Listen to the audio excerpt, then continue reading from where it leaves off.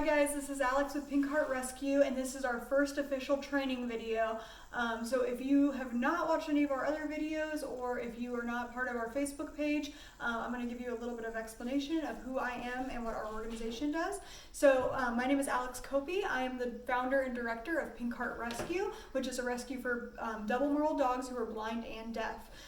So basically, when you have two dogs that are Merle and you breed them together, each puppy has a 25% chance of being born blind or deaf.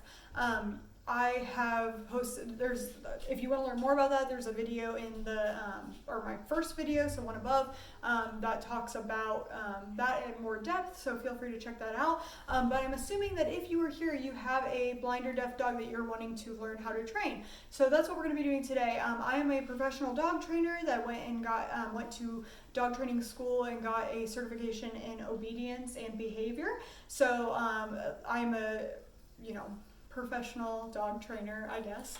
And I also, the reason I got that job, I don't really do a lot as far as making money off of training other people's dogs, but the main thing I do is I use the education I got to train the dogs that are in our rescue that are blind or deaf. The number one question I get from people on our Facebook page is, I have this dog that's blind or deaf and I don't know how to train it, I don't know how to get it to adjust to my home, all these different questions.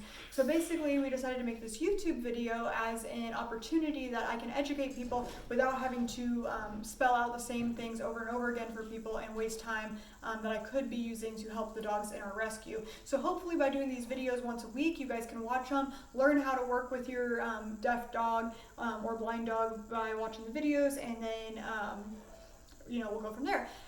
Because right now we only have deaf dogs that we own that are kind of like our example dogs. I'll be starting off with how to train deaf dogs, and then as we get blind dogs into the rescue, or maybe I can borrow one of our fan favorites, Wonka, from my brother, I will do some videos on blind dogs as well. But we're going to start off with deaf dogs because they are a little bit easier to train, or as far as like the training techniques, it's much more transferable to a hearing dog than it is to a blind dog. So we're going to start with deaf dogs and work our way up. So today we have with us Nevada. Come here, Nevada.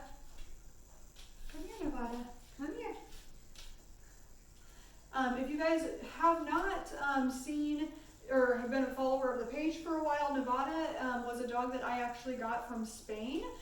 We actually flew over to pick her up. She is a Podenco, which is a Spanish hound. They're often bred for hunting over there and then not treated the best. So she was actually born outside in a cave, and she is definitely my wild child. She's a little bit feral, not as domesticated, I would say, as some of my other dogs. So I thought she would be a perfect example as far as how, to show you guys how to train a dog. So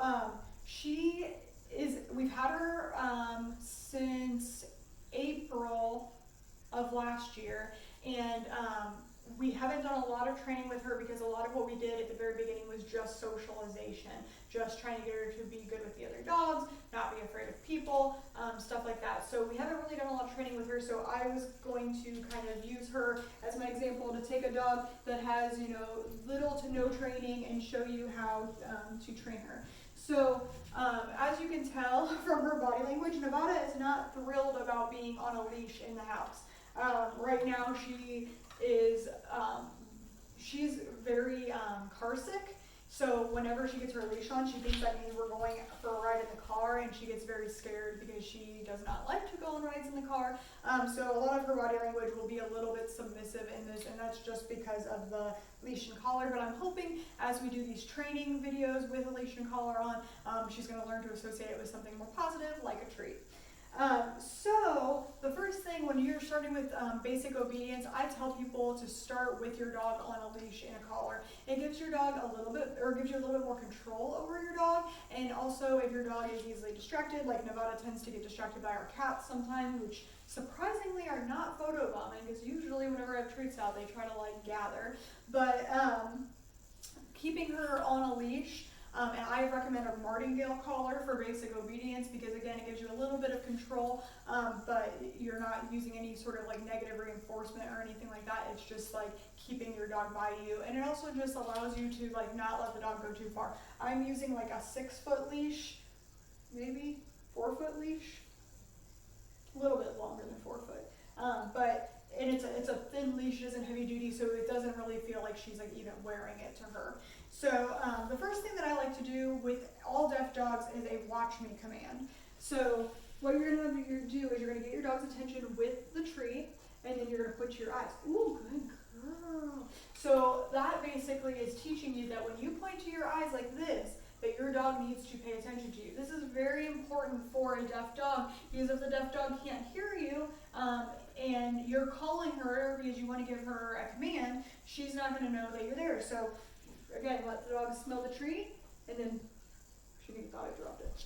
And then point to your eyes, and as soon as she makes eye contact with you, give her the treat.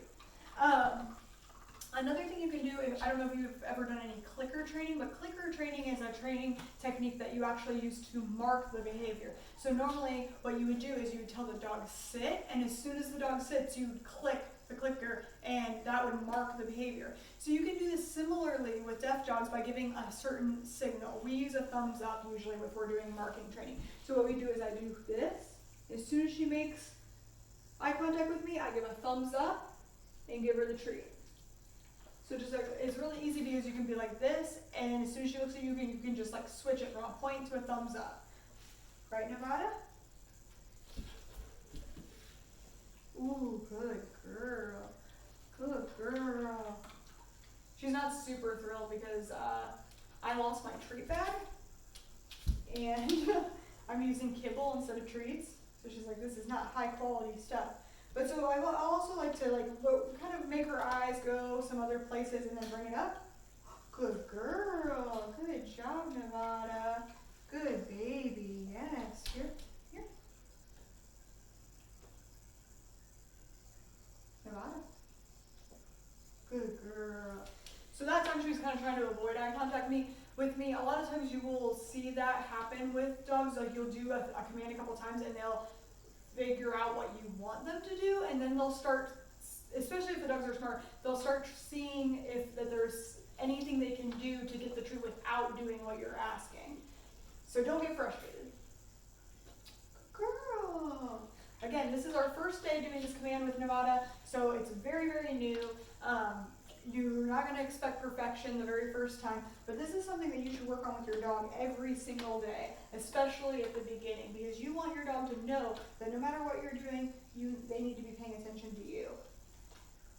This is very important for safety, for your ability to recall a dog. We have worked a little bit, as you can tell, with manding with her, which is basically when the dog has to sit up or come to you and sit right in front of you in order to get a treat. This is very important too, just for, and the only reason we've taught her this before recording a video is so, when we have strangers come in the house or whatever, she's not jumping up on them. She knows that she's supposed to come up to somebody and sit if she would like a treat. Good girl. Doing so good, Nevada. Yeah. I also like to talk to my deaf dogs during training. Number one, because it just strengthens the bond that you have with them. Like when you are not talking, you're not making the same facial expressions that you would normally make if you are talking. So even though your deaf dog can't hear you, go ahead and talk to them, because when you're like, oh, good girl, they're going to read that excitement on your face. Good girl. Good job, Nevada. Good girl. So our signal for good girl is this. That's like a praise signal. And you can train the dog that very easily by giving them a treat and giving like kind of the jazz hands, right? And that'll teach them very quickly that that is a good thing. I know about it.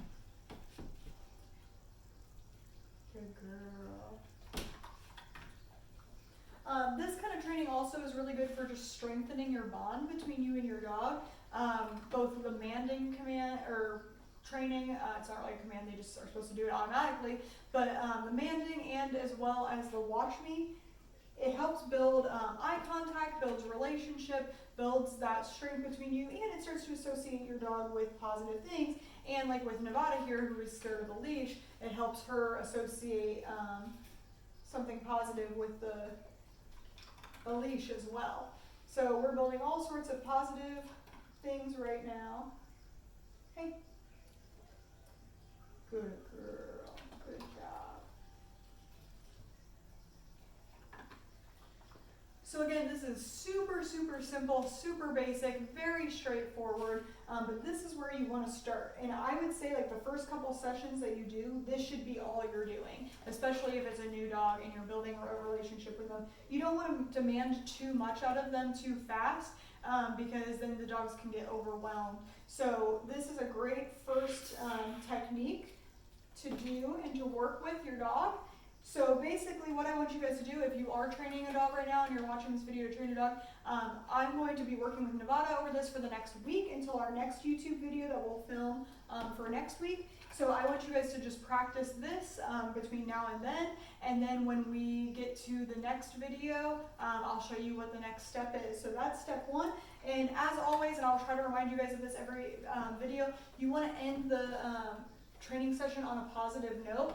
So for me, I always just kind of give the rest of the treats that I have to them to let them know that they did a good job and give them lots of praise and love so they know that they did a good job during their training session. Because we want to keep training fun, upbeat, and exciting for the dog, because if training is boring and not positive and not fun, the dogs aren't going to want to train with you. So again, keep everything positive, keep everything happy, keep everything really exciting for the dog, especially at these beginning early stages, and make sure you end with something that they feel confident about, and make sure they get a lot of treats and a lot of praise when they're done with their training session. So, and again, with Nevada being a little skittish right now, being on the leash, this sort of interaction is going to get her to be more excited when she sees me bring out the leash and not as scared. Huh?